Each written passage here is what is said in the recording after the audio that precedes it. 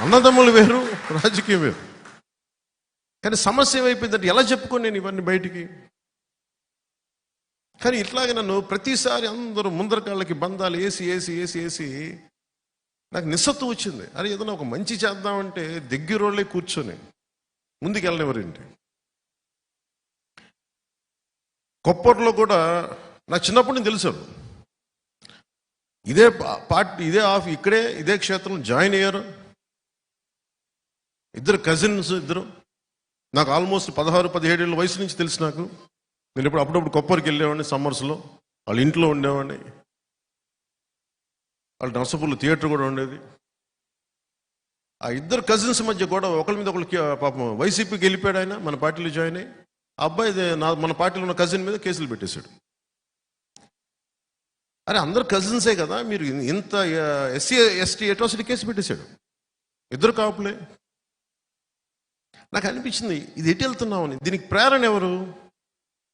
మనుషుల్ని విడగొట్టేవాడు జగన్. జగన్ తాలూకు విష లక్షణం, విష సంస్కృతి కుటుంబంలోకి, అన్నదమ్ములకు కూడా వెళ్ళిపోయింది. నువ్వేది చూపిస్తావు అదే నీకు తిరిగి వస్తాయి. జగన్ కుటుంబాన్ని విచ్ఛిన్నం చేయాలనుకున్నాడు, అదే ఇంట్లో తిరిగి తీసుకొచ్చింది. దిస్ ఇస్ న్యూటన్స్ థర్డ్ లా.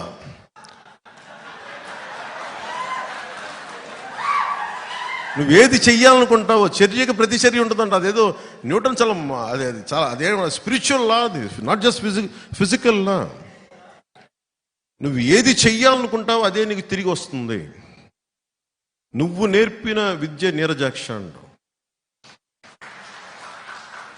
పాపం రాజశేఖర రెడ్డి గారు చాలా కష్టపడి డబ్బులు సంపాదించారు, అన్ని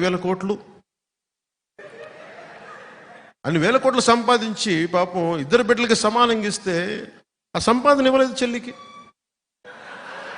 చాలా బాధ కలిగించే అంశం ఇది. పాపం సాక్షి పేపర్లో వాళ్ళకి రావాల్సిన వాటా ఉంది, ఇవ్వలేదు. భారతీయ సిమెంట్స్లో ఇవ్వాలి వాటాలు, ఇవ్వలేదు. పాపం ఆవిడ ఈ రోజున పడుతున్నాయి. ఎంత నిజం బాధ వేసింది. పాపం మరి ఇవ్వాలి కదా, సొంత చెల్లికి ఇవ్వాలి, ఇవ్వడు. ఇతను సొంత చెల్లికి ఆస్తి ఇవ్వనోడు మనకెలా వాటాలు పంచుతాడబ్బా? మీరు ఆలోచించండి.